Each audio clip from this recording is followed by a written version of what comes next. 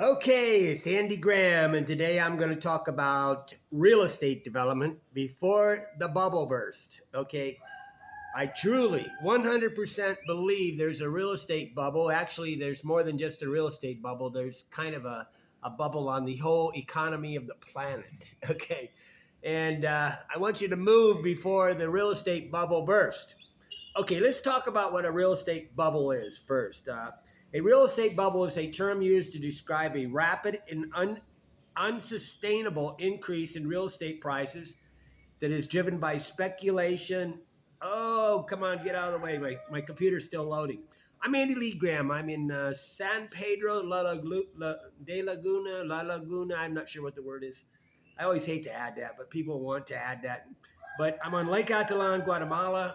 Um, it's one of the world's most beautiful lakes and one of the world's, for sure, it's one of the best climates on the planet. There might be more beautiful lakes. I have trouble believing there's any better climate.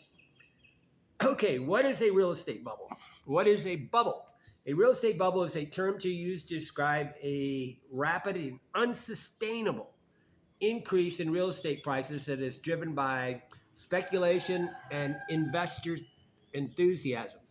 Well, he's really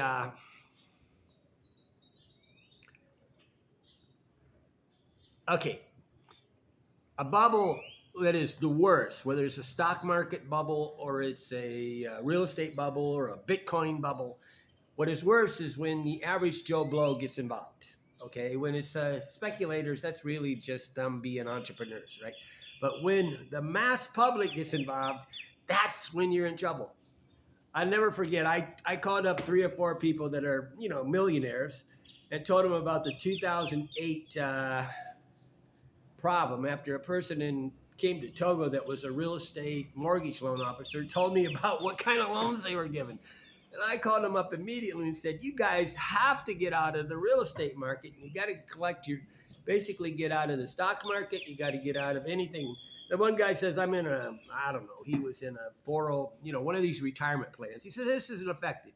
And then the other one was did initial public offerings he's a stockbroker. And they both called me up on the day that everything crashed and said, you wanted this. And I said, no, you just too freaking dumb to realize that everybody has brains. Everybody on the planet has brains, and they can always, sometimes, some people can intuitively, so the art of life is to find the smart people. Okay, these are the elements of a real estate bubble. Sharp price increase. And so everybody's happy and they're anal, they're delusional that this is a great thing. This is a horrible thing, especially if you got a loan. Speculative buy-in. So right now you got speculative buy-in all over the place because they're doing this Airbnb thing. Airbnb can bankrupt Florida and New York and California. Easy credit and lax lending standards. Anybody can get a loan. Number 4, over leveraging. That means that you borrowed too much money and you basically got, but everybody seems to do this. They always think that this is wise. I'll never forget this guy, friend of mine, asked me what I thought. I was a real estate broker for, 15, 20 years. And I bought about 60 houses. I used to flip houses. And he asked me what I thought. His son just bought a $700,000 house. And I said, you don't want to hear my answer. I said, he's an idiot. I truly believe very few people need more than about $200,000 in any kind of home. Don't get me wrong. If you're worth $50 million, yeah, you can have something, maybe $1 million house. But maybe you ought to look at it as some sort of ratio. Maybe if your net value of all your stocks and savings and everything is $5 million, you might be able to get a $500,000 house. But if you only have a value after all your expenses, you got your net, you got your okay, what you have, say you're worth $1 million, but you have $1 million in debt. You're not worth $1 million, okay? But there should be a ratio here that's safe, okay? But to me, almost anything over $200,000 just makes you endangered. Okay, increased market activity. Number 5, media hype. everywhere. That's the fuel of a real estate bubble. A bandwagon effect and more people wanting to participate. Fear of missing out, FOMO, fear of missing out, and that's kind of a thing. Disconnect with economic fundamentals, government policies and regulations. Basically, the, this thing's all screwed up because the lobbyists and the there's three or four big forces, and what they do is the stockbrokers and the lawyers and everybody wants all these things to be easy, so the banks can will loan money and do all this stuff. And what happens here is what's funny is they don't care anything about the people, right? It's whether the government don't care, but they're just as dumb as the people, right? So everybody gets caught up in a bubble because it's the group effect, the group think effect. Everybody's doing it, so it's okay. That's the worst logic on the planet. Okay, everybody's doing it, so let's do it. Psychological factors.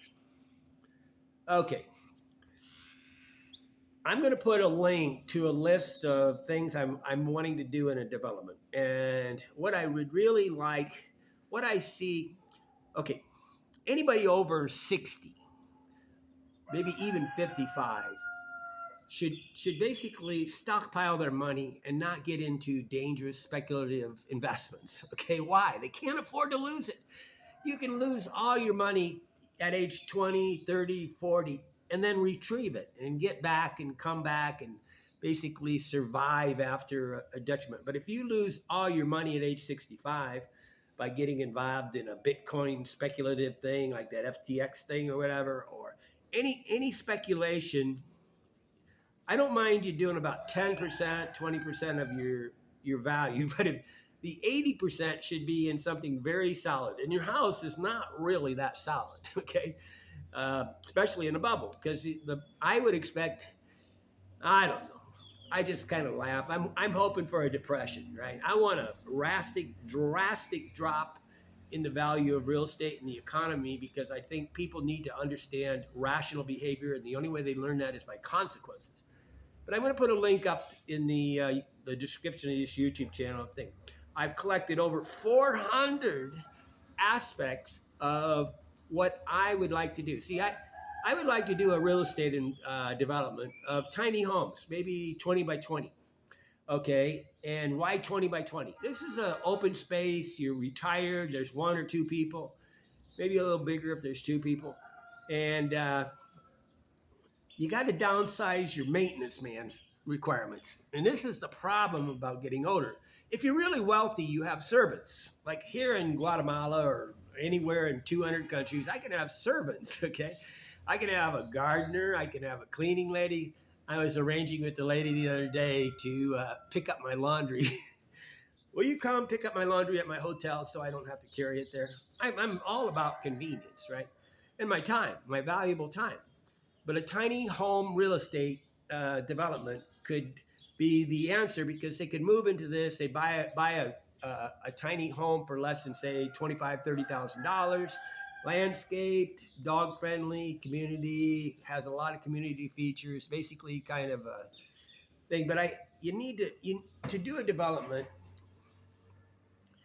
you need to have a laundry list of whatever you need to be involved in the development. And that's a hard thing, because the way you do this is, instead of just making a list, what you do is you make a very inclusive list, and then you check out. This is because I'm dyslexic, I do this. And then I check out the ones that don't apply, okay? And that shouldn't apply. And then you would discuss it over with the investors. And what you want to do is you want to make sure that every possible consideration is taken into consideration. That's really hard. Now with artificial intelligence, which is really sort of goofy, but man, they're woke. Man, that thing is constantly woke. Yes, I said, hey, you don't want me to be an aggressive, alpha male investor? I mean, it's always giving me a list. But I have a list of 400 things to be included, and I could bring this up to probably, I'm guessing 2,000 or 3,000. And these things should be included when you're developing a piece of real estate. I have developed a piece of real estate into estate type lots, but I don't I don't want to get involved in these expensive things because people go broke. Okay, but you can. I would like a development where I know everybody's going to buy it cash, and then they can sell their house. Now, what's the worst thing that's happening right now in the United States? We have a lot of people over 65 that are so fat, so disabled, they can't even walk. And I hope you can't hear that WhatsApp message coming in. Stop it. And what happens is because they're so fat, they can't maintain their house. They need servants. And okay, but if you downsize to about 400 to 700 square feet, you can live incredibly simple and you can take care of yourself. And it gives you self-reliance and independence. And you want this. You want to have pride in yourself, right? And these people can move into this house because they can afford to buy it cash, and then they can turn around and but it's got all the features of a big house, but it's just little. Okay, landscaping. I don't want these trailer things. I don't want you to live in a trailer. I want you to have a carport, place for a car, place for a motorcycle, place for your toys, and landscaping, and a walk up to the sidewalk, and everything that makes it. When somebody shows me a semi they live in, I think, okay, all they're trying to do is because they're not smart enough to understand zoning laws, and so they're taking a way out, making it into a trailer so they can skirt the zoning laws. But it would be about 25,000, and the it would include the furniture or the all the things in there. But I would give you a bunch of ideas like how to paint the inside, and then basically give you about 10 to 20 floor plans, 10 to 20 different models, and then do a development about 25 houses, maybe 50 houses. I would like to have a community center. And I want a community area where you can bring your family over, you can have cookouts, basically. And if it was big enough, it would be really nice to do it. But this should be about less than 50 to 75 miles from a major city. So all you guys are getting a no risk, no rush push by being in a New York City could drive in there and basically get your rush, right? You need the chaos, right? I know you're addicted to it, and you don't have to, go into a town of 400 people to do it. I mean, Fort Wayne, where I grew up, is less than 50 miles away from Fort Wayne, Indiana, or is 150 miles away from Chicago. The problem is not living in these big cities. You're not always aware of all the movements going on in the city. But we could create a way for people to understand what's going on. So instead of living in a retirement home, instead of paying, I don't know, $10,000 a month, these my one of my relatives has kind of a dementia or something, and it could be that it would be best to move into a place where they keep it's like $10,000 a month. This is absolutely insane. Okay, I think, but if you do it as a community, as a cooperative, you could hire a nurse that could take and two or three people that could take care of like 25, 50 people, right? But they would have to buy it cash. And there's certain things I would want to do is like have it naturally cooled, naturally air conditioned. Basically be. But on the other side, I've been thinking too about just doing a Fountain of Youth one where this would be for anybody that's really intelligent that understands my Fountain of Youth plans, where basically we would sleep on the floor on a mattress. You'd make everything require you to do a little exercise. Kind of, excuse me, kind of BJ Fogg's Tiny Habits on steroids.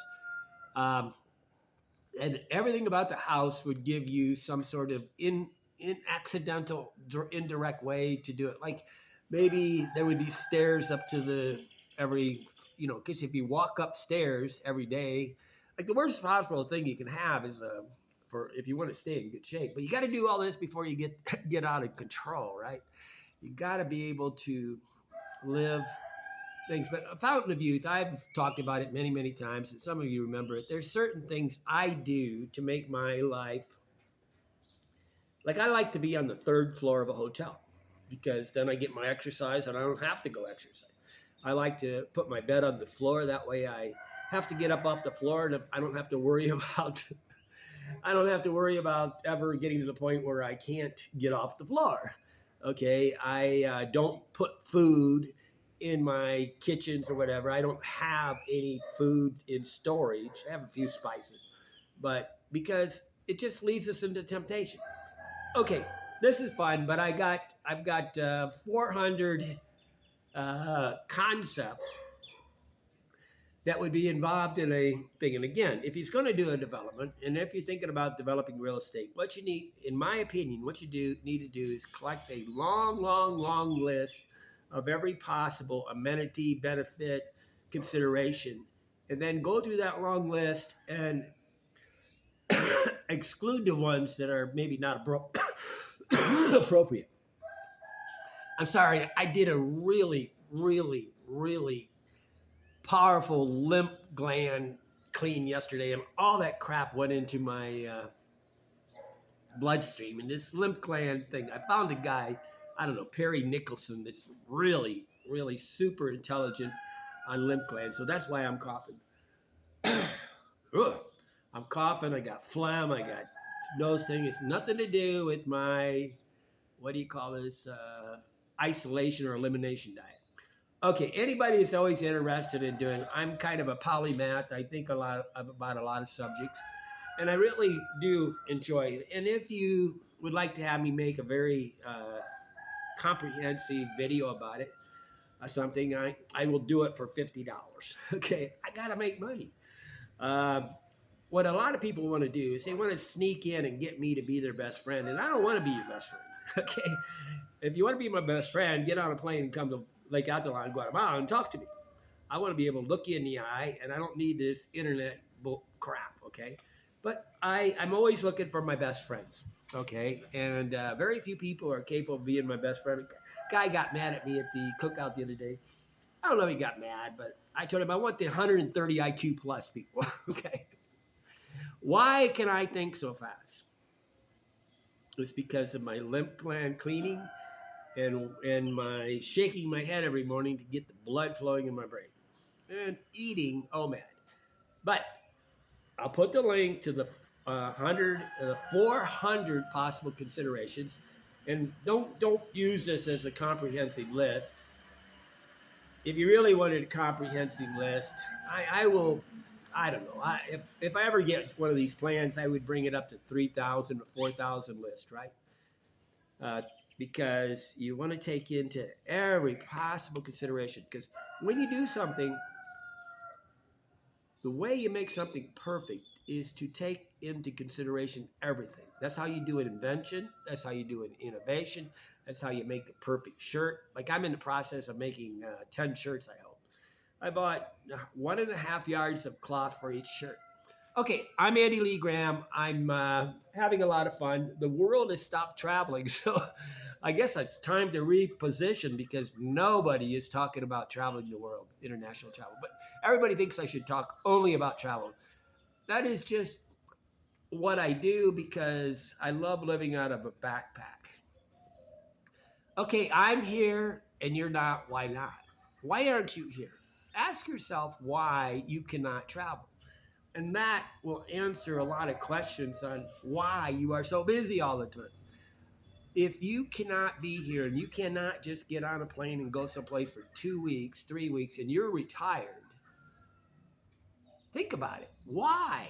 I always laugh. I was in the Philippines sitting at La Union. I was in this really great hotel, and they had a swimming pool, and we'd have breakfast every morning with a bunch of expats. And invariably, all these retired people would say, I got to go, I got something to do.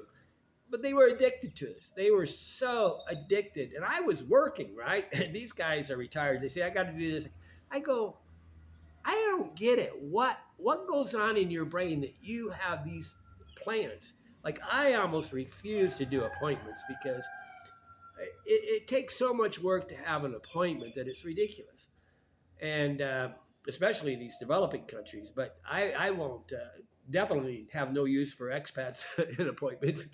They're like the wanted, the unwanted, and the hermits, right? They basically They're the ones with proton mail. They won't use their real name. They won't look you in the eye. I am going to make a video real soon on what I call a wimp. Okay.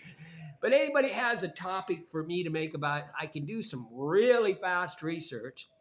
And I have a problem because I don't stay focused, right? I think most of you know this. And I can put it on my computer and I can stay focused, and it makes for a better video, I think.